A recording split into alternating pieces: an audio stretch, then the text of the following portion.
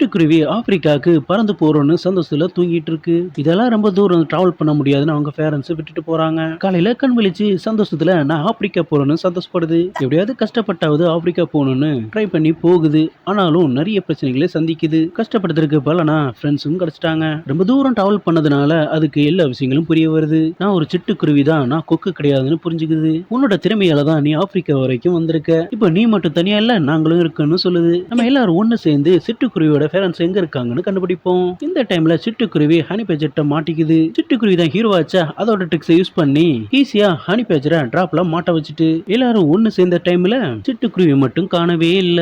எல்லாரும் சிட்டுக்குருவி நினைச்சு ஃபீல் பண்ணிட்டே இருக்காங்க. ஃபீல் பண்ண வரைக்கும் போதும் நம்ம ஹீரோவுக்கு ஒன்னாகலன்னு ஒரு குரல் கேக்கு. சிட்டுக்குருவியோட ஃப்ரெண்டான அந்த சைடு பார்க்கும்போது பாத்துருச்சு. அத இல்லங்களா, ஃபீல் பண்றது அளவுக்கு ஒண்ணு இல்ல. எப்பவுமே ஹீரோ ஜெயிக்கிறதும் வில்லன் தோக்கிறதும் தானே. சிட்டுக்குருவி அதோட ஃபேமிலியில சேர்ந்தது ரொம்பவே சந்தோஷம். Happy end. இந்த வீடியோ